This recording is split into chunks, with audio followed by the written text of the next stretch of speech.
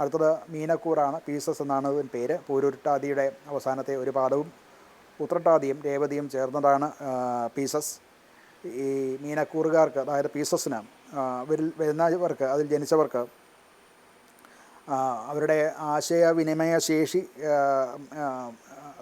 ഉണ്ടവർക്ക് അത് മെച്ചപ്പെട്ടിരിക്കും. എന്നാൽ അത് ഉണ്ടെങ്കിലും അത് ജോലിയിൽ അധികം കോൺസെൻട്രേറ്റ് ചെയ്യാൻ അവസാന ഭാഗത്ത് സാധിക്കില്ല. അതായത് മെയ് 29 ശേഷം ബുധൻ 4-ാം ഭാവത്തിലേക്ക് മാറുന്നതോടെ കുടുംബപരമായിട്ടുള്ള കാര്യങ്ങളിലും ഒക്കെ കൂടുതൽ ശ്രദ്ധിക്കേണ്ടതായിട്ട് വരും. അത് കുറച്ചൊക്കെ ജോലിയെ ബാധിക്കും. ജോലി അല്ലെങ്കിൽ അവരുടെ പ്രൊഫഷനിൽ ഒക്കെ ബാധിക്കും. അത് കുറച്ച് കാര്യങ്ങളൊക്കെ കുറച്ച് മന്ദഗതിയിലേക്ക് പോകാൻ സാധ്യത ഉണ്ട്. എന്നാൽ അതിനൊരു സ്ഥിരത ഉണ്ട്. ആ സ്ഥിരമായിട്ടുള്ള പ്രവർത്തനത്തിൻ്റെ ഫലം അത് പിന്നീടൊരു കാലത്ത് അതിൻ്റെ ഫലം അനുഭവിക്കാനാണ് സാധ്യത കാണുന്നത്. ധനപരമായിട്ടുള്ള കാര്യങ്ങൾ വലിയ വ്യത്യാസമൊന്നുമില്ല. വലിയ കഷ്ടനഷ്ടങ്ങൾക്കൊന്നും സാധ്യതയില്ല. സ്ഥിരമായിട്ടുള്ള വരുമാനം ഉണ്ടാവുകയും ചെയ്യും. കുടുംബത്തിൽ കുറച്ചൊക്കെ ചില ബുദ്ധിമുട്ടുകളൊക്കെ ആദ്യ ഭാഗത്തുണ്ടാകാം. ചില തെറ്റിദ്ധാരണകളും ഒക്കെ ഉണ്ടാകാമെങ്കിലും പിന്നീട് ക്രമേണ അത് നല്ല നിലയിലേക്ക് എത്തുന്നതായിട്ട് കാണാവുന്നതാണ്.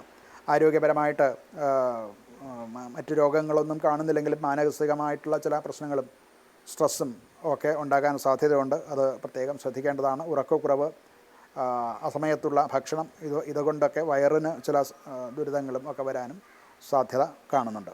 ഇവർക്ക് കണ്ടകശനിയും ഏഴരശനിയും കൂടെ നിൽക്കുന്ന കാലമാണ്. ശനിയെ ഭജിക്കുക.